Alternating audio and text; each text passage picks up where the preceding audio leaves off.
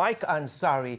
He runs one of the largest Christian satellite channels that's beaming gospel programs into Iran 24 hours a day. Mike, great to have you back on the show. Listen, it's been more than 2 days now. The government has shut the internet service. Are you worried that this could be a threat to the safety and well-being of Iranians?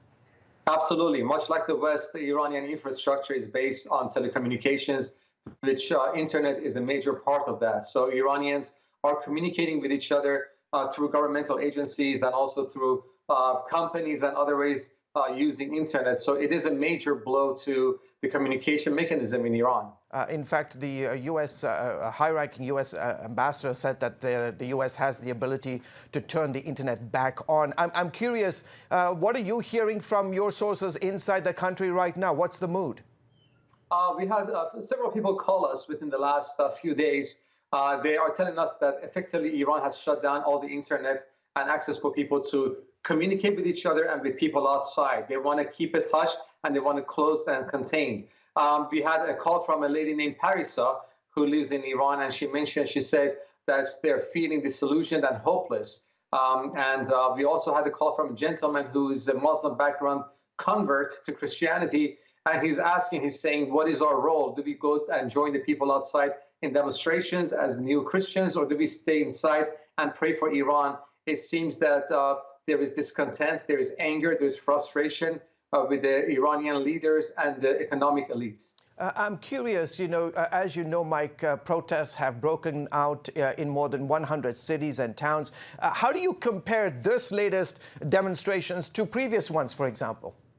It's very, very similar. Back in 2017, we realized that there was a huge uprising across Iran, protests to Mr. Rouhani, the president, and they were economically based. People were not happy with the economic decisions that the leadership of Iran was making for Iran.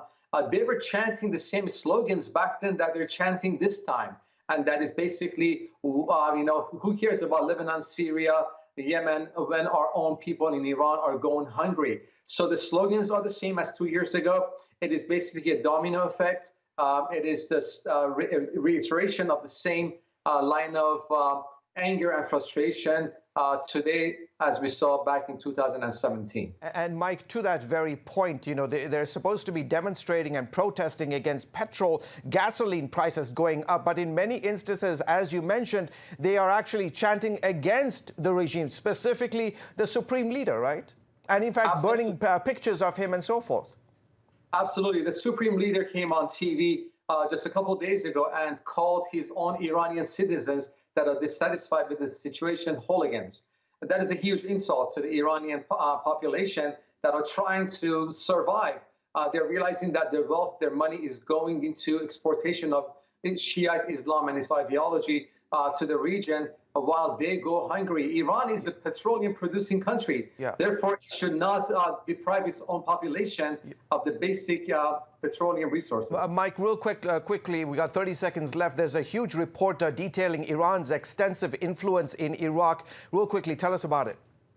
Intercept published a unprecedented leak from secret agents that were working in Iran, indicating that Iran has had a systematic approach into Iraq and its neighbor, trying to infiltrate and trying to monopolize some of the institutions across Iraq to be to advantage of Iranian ideology, Shiite Islam, by kicking out the Christians from the region, replacing them by Shiites, and by also electing leaders that would be sympathetic towards Iran and its goals overseas.